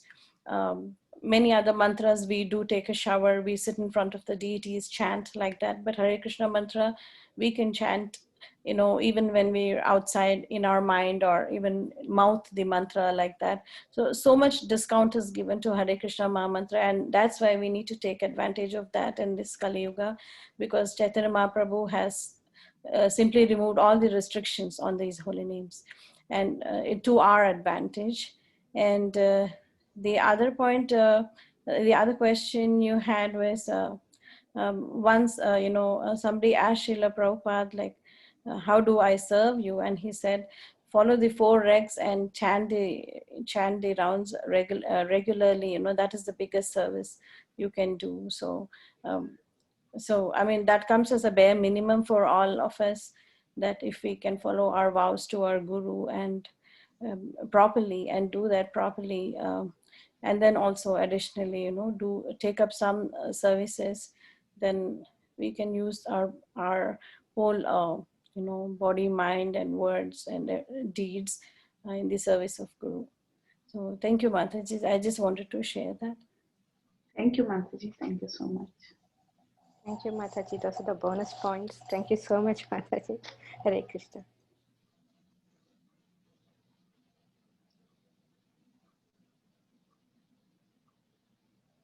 Okay.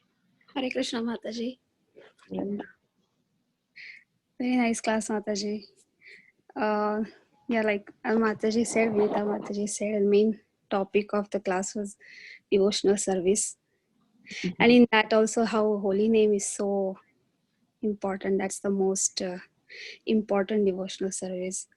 So you quoted many references from Bhagavatam. Whenever you quote from references from Bhagavatam, I always think of your class of Brihat Bhagavatamrita. I was thinking of those classes. I want to add one point, Vilasini Gopi, our Vrinda, and that from California, that Mataji, I don't know that Mataji's name, and our Vinita Gopi, when they are chanting, when we feel little bit like my Prabhuji is नस्कोरा बोल रहे हैं, शिवानी और दृष्टिका तो कभी कभी अपनी भी आँख जग जाती है, तो वो जगाते हैं. So attentively chanting Mataji, Vrinda, Akshita's mother, and one from California, I forgot her name, Mataji. Stephanie Mataji, Vinita Gandharvi Mataji, and Radhika Mataji. They chant so attentively, Mataji, so attentively. Even my daughter feels so calm and deep sleep by hearing Hare Krishna Maha Mantra. Thank you, Shukeswari Mataji. Thank you, Vilasini Gopi and Lakshmi Gopi. All Vaishnava Dandavat Pranam. Thank you. Thank you, Akshita's mother. Thank you, Mataji. No, I'm just trying, Mataji. I'm still not there yet. I get distracted many times. But it's so wonderful to hear the glories of the holy name. And then whenever I hear the glories of the holy name, again my thoughts go to Haridas Thakur only.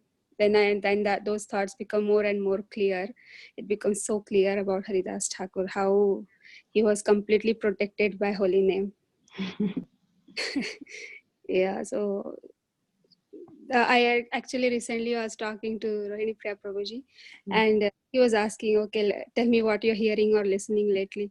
So I told about this Haridas Thakur, that I've been listening to this recently in Chaitanya Charitamrita class. He said, but I was telling him that why he underwent so many tests. I still think, I feel so bad. Or I don't know. He said, no, that you should not think like that. For me, it is not important that he may underwent the tests. It is important that how he reacted to that you should think. We should not just keep thinking, oh, why he underwent so many tests. No, that should not be our way of thinking. So yeah, then even today it became so much clear when we hear the glories of holy name, that it's like Haridas Thakur, he was embracing the holy name all the time. So that's why holy name was embracing him and protecting him all the time. So it did not even matter to him what he's going through, whether he's going through tests or everything was like same for him. He was just focused all the time. So it's nice, Mataji, very nice class, and it really becomes more and more clear as and how every day I'm listening to your classes, all the classes. Thank you, Mataji. Hare Krishna.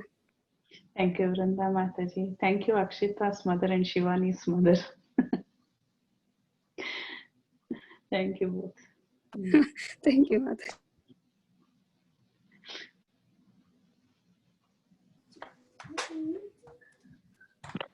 Radhika. Hare Krishna, Mataji. This you were an instrument today because this class was made only for me, nobody else, especially the chanting part. And I will definitely have to listen to it maybe 3 more times. And so don't be surprised if I message you privately with more questions. In the meantime, I had 2 small questions, but your answers generated one more also. When you said that the chanting in this age was specially organized, you know, you were comparing the chanting of this age or post Lord Chaitanya versus pre-Lord Chaitanya, right? You're making that contrast. And so you said that, you know, from Lord Chaitanya's time onward, the presentation, I think it was something like this. You said that the presentation of the mantra was more organized, and I wasn't really sure what you meant by that. No, more organizedly given meaning, not pronunciation. And the chanting, not the pronunciation or something. It was more given in an organized fashion, and it was given, you know, to the entire Guru Parampara through the Acharyas, and it was encouraged, and people took it up knowing the value of it and in a more respectful manner. You said not renunciation. I didn't say anything about renunciation. Okay. Sorry. So you, by more organized, you just mean that it was, I don't know, the way it was presented by the 6 Goswamis, like that? So holy names before Mahaprabhu. Holy names is a wide word, right? Mataji, there's some disturbance. We can't hear you clearly. Yeah, let me see if I mute my phone if it's better. 1 second. Okay. So, and what she would, one thing, what you were saying was she thought you said renunciation when you said pronunciation. Yeah. Yeah. So maybe she said enunciate. I don't know. I could have heard it wrong. So as enunciated by the Goswamis. I think ultimately that's no. Yeah, no, I did not say enunciation. I'm not sure what word was being misunderstood, but anyway, if you could just like start over anytime. Yeah. So I think her question, the one who asked the question, she more asked on the holy names were there earlier also. It might have not been in the fashion of the Hare Krishna Maha Mantra. So everyone chants the holy names. Lakshmi Mataji was asking, everyone chants. You know, we could chant Vishnu Sahasranama, or we could just chant Govinda, Krishna, Rama, like that, not in a very organized fashion of taking up the Hare Krishna Maha Mantra, doing it the way the Acharyas have recommended us to do, understanding that it is the mantra for the age of Kali, like that, without all these specifications. Generally, everyone chants the holy name. So when we fall down, we say Rama or Krishna or Govinda, like that. So when the Lord comes at Govinda, Govinda, Govinda, there are many people who say like that. So all this is there. So chanting of what she was telling us, chanting of the holy names has always been there. So what's so special after Mahaprabhu? The idea is that we get this particular Maha Mantra in an orderly fashion, And since it is the mantra for the age of Kali, we are orderly able to chant it and keep up with it. By the strength of the parampara, there is more faith in chanting the holy names as a means to attain love of God. So not many people chanting of the holy names was there even before Mahaprabhu, but chanting of the holy names as the means to attain love of God was not there in an organized fashion. It was not understood like that. But after Mahaprabhu, understanding the chanting of the holy names is so important, understanding the value of chanting of the holy names, and that itself is the means for attaining Krishna Prema. That was revealed by Mahaprabhu and the Goswamis and our Acharyas. So therefore, it is more organized and it is more potent once received in parampara. That's what we were trying to get at, Mataji. Okay, so before, the holy name was there, but people would, for one thing, they would chant it more like randomly, I guess. And and number two was that they weren't chanting it with that intention to attain love of God. Is that what you were saying? So even we chant, chanting of the holy names gives love of God. This understanding, when you value something, right, the value has been added now. So they would chant, not that they won't chant, but they never saw that as a means to attain love of God. Now it is more in an organized fashion and it has been given nicely and we are able to appreciate what we have and we are giving more value to it.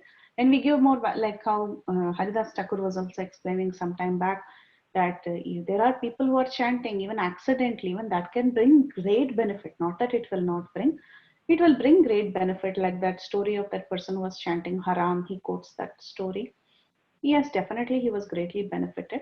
But when we understand the value of something, just like when you get if there is a stone, if there is a diamond fallen on the ground, you just go and you pick up that diamond.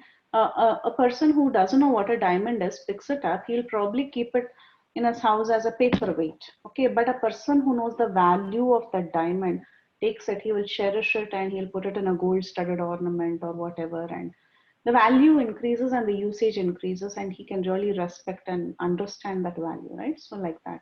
So it is given in a more organized fashion and it is being told that this is the mantra for deliverance and people have taken it more seriously and they have more faith. They are able to utilize that value of chanting the holy names to attain love of God. So the value is being well utilized after Mahaprabhu. Mm-hmm. Mm-hmm. Yeah. And another thing I heard about it also, before versus after, was that the order of the mantra was changed, because before Lord Chaitanya, I think what was happening was that it was only supposed to be chanted by Brahmanas, I think, and then afterwards, to make it more accessible to everybody, he changed the order so that it was, the same names, but like a different mantra, so that it would be accessible to the masses. Is that a correct understanding? So Mataji, actually nowhere in scripture it is mentioned that Mahaprabhu changed anything. Actually nowhere in scriptures. It's more, it's being told in so many forums, but there's no praman for it at all. Absolutely. Really? No. Honestly, I have to be honest here and I'll have to say that there's absolutely no praman.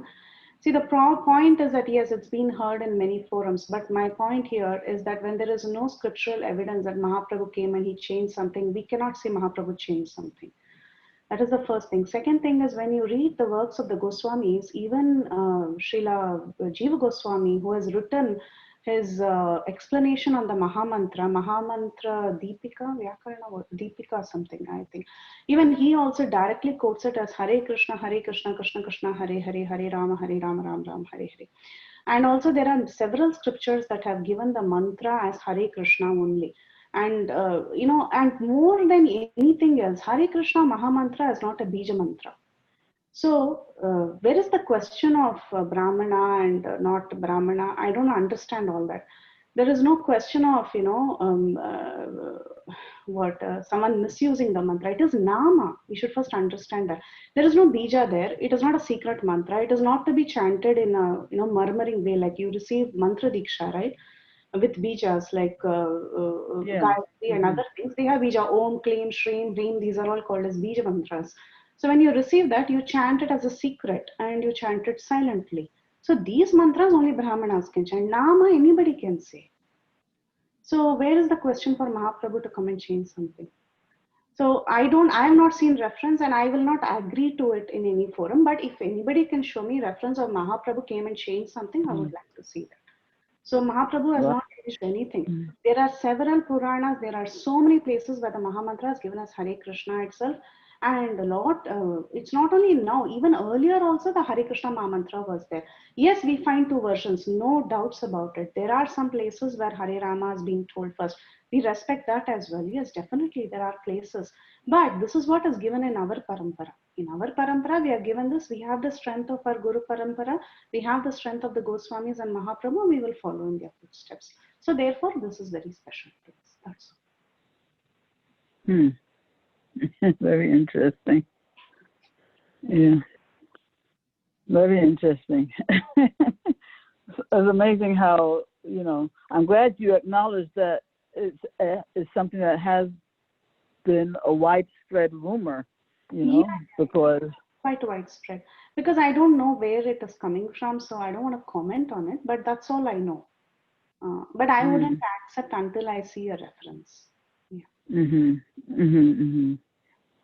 Yeah. Another thing, I'm just switching topic for a moment. Another thing I found I was kind of struck actually when you were describing the affection that Hiranyakashipu had for Prahlad, to the point where, I wasn't even sure if I was hearing properly when you said that he had tears coming from his eyes when he was approaching, when he was asking Prahlad for the first time about what he learned, and he was feeling so much affection that Hiranyakashipu could actually have shed water from his eyes. I was like dumbstruck, But it actually says like that in the scripture? Yes. So, Putra, the love for the child is so powerful, right? I don't have to tell you.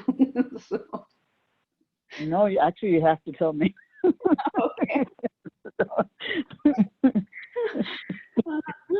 So this love for the child is very heavy. Even Hiranyakashipu had tears in his eyes. My child, like that.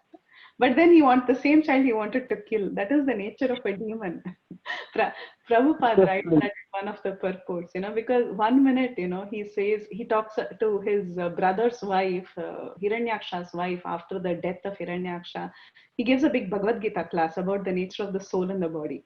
Okay? He says, see, you should not lament because Hiranyaksha has died. You should not be crying because the soul is different from the body. The soul is eternal. And he gives a big lecture. And then the very next chapter, contrast personality. He says, okay, now I want to win the universe. And he goes, killed my brother, and then he goes for the penance. And then Prabhupada in one of the books, he writes, that's the nature of a demon. They are like 2 minutes doing something else. The next minute, they'll go, I'll kill my child. So, yeah. Yeah, like Kamsa too, right? He was so affectionate to Devaki, but the same Devaki, he pulled a sword to kill. And Vasudeva was begging to kill my wife. Yeah. Wow, amazing. Don't worry, this is absolutely the last tiny question. That when we say that just by chanting the holy name once, all, something like all sins are eradicated or something like that, right? So that one-time chanting of the holy name, do they mean, because sometimes you hear like this too, does it mean one pure chanting or one chanting, any old kind of chanting? Pure. What kind of chanting? It has to be completely pure, right? Yes, pure chanting. Yeah, pure chanting without offenses. Because Namabhas can also help, but without offenses, offenseless chanting. Yeah. So if a person pronounces the name one time, Namabhas, one Namabas chanting, that's good enough to eradicate all sins that have ever been committed in all lifetimes. Is that so? Yes, that's what scriptures say. Okay. Because that's what And happens. that's not. To Ajam. That's Namabas, not Shudanam, Namabas man. Namabas, yeah, that's what Haridas Thakur also says in the beginning of this previous chapter. Yeah, third chapter. Okay. All right. Yeah. Okay, Mataji. I know it's been very long, so thank you so much. Thank you, Gaurangi Mataji. I think Radhika wanted to say something.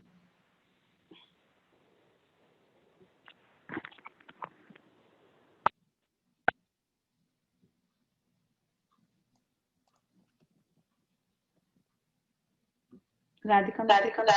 Hare Krishna Mataji. Sorry. Dandavat Pranams Mataji. Such a beautiful class.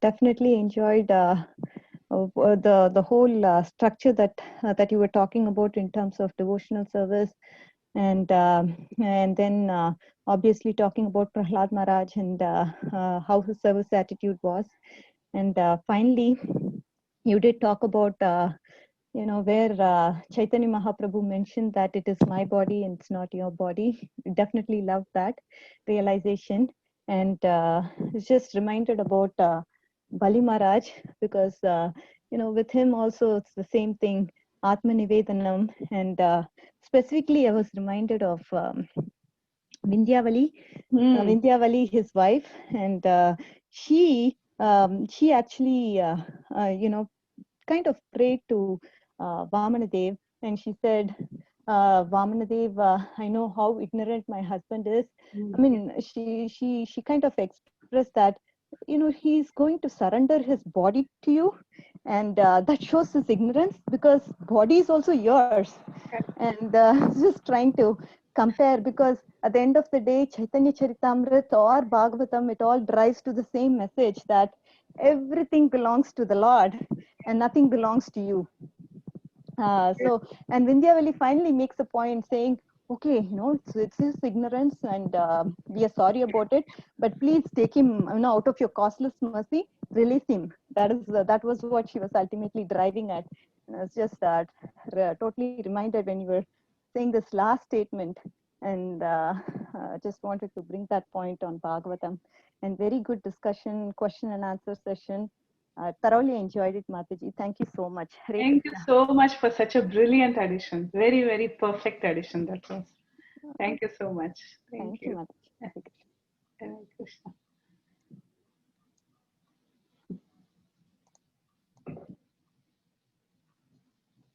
Okay, so if there are no other questions or comments, we can end the call.